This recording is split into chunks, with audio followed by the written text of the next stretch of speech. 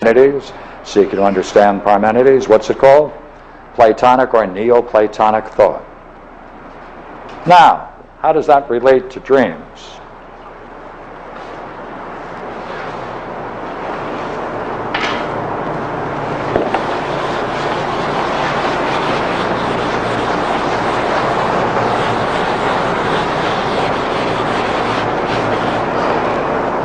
There are two forces going on.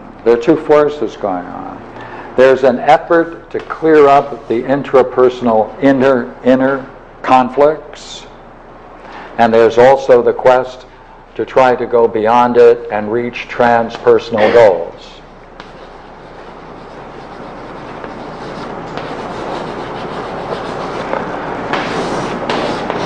When this is identified with philosophy, which is what it is, and it's done exactly the way it's described in these works, which is exactly the way Neoplatonists have been doing it for all of these years, then something enters into the human psyche that is different from the culture we live in. Alchemy had to hide to be safe.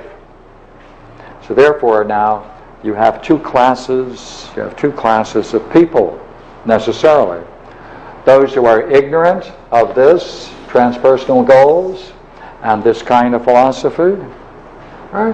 And those who are not.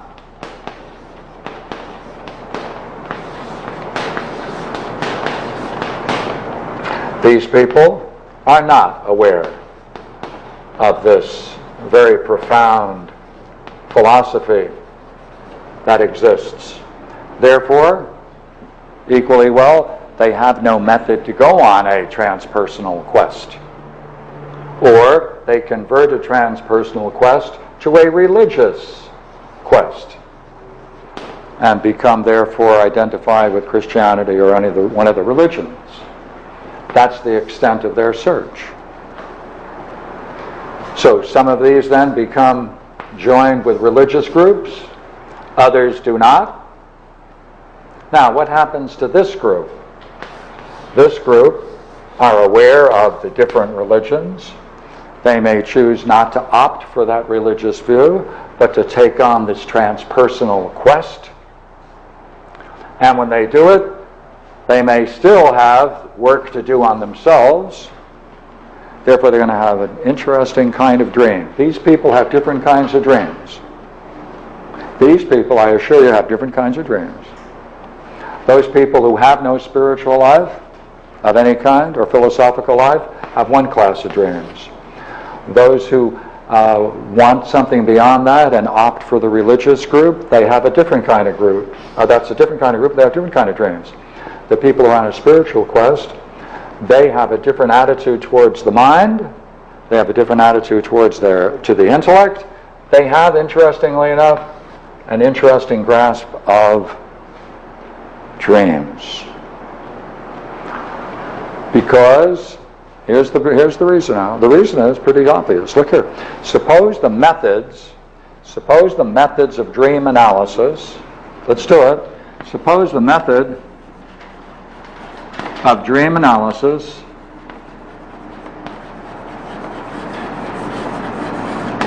is the same as that of doing this philosophy.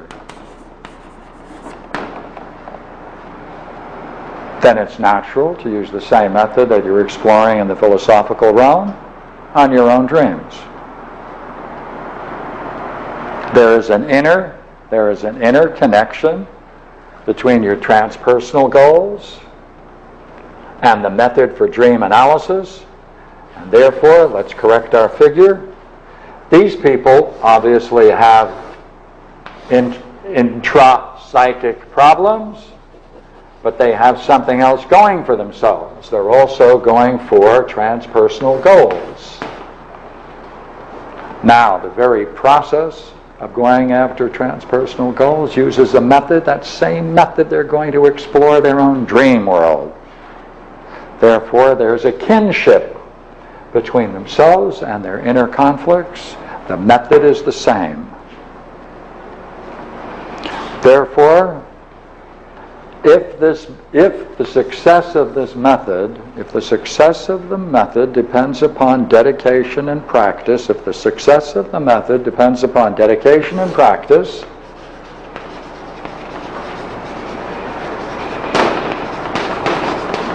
in order to gain insight, right, that's the goal, open the mind to insight, that's the goal, to open the mind to insight.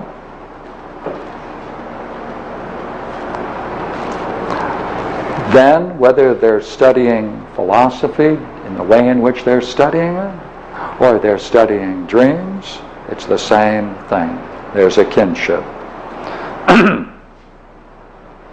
And therefore, with that kinship, they're using this method both in philosophy and dream analysis. It's the same thing, and therefore they're becoming acquainted with another level of dream work for one big reason. And let's see if we can make that clear now, and then we can go into an example. That one of the goals of dream analysis that I'm talking about, based upon philosophical techniques, is to try to use the mind, use your experience to see if you can get an insight into the dream, right? The dream maker or the dream master, the creator of our dreams.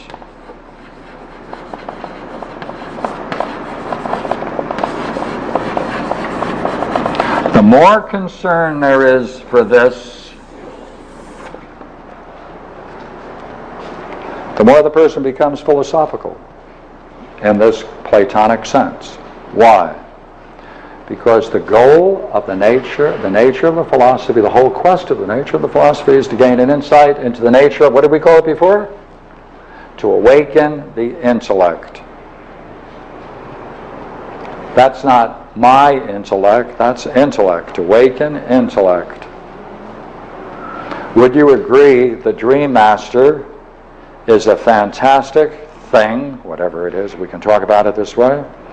It creates dreams, it dramatizes them, it selects and analyzes, diagnoses, offers up a statement about the condition of our inner conflicts, presents it to us each night, uses our personal history, can bring up all kinds of images that are perfectly attuned to our conflict and perfectly represent our conflict, so that by studying them then, we can get an insight into what's blocking us. All of those things mean there's an intellect at work. Therefore, our Dream Master is, another name for the Dream Master is the intellect. Same goal, same thing driving it. Therefore, it's the nature of mind at work in dreams. The Dream Master is the intellect functioning for our personal good, yet working for a transpersonal goal.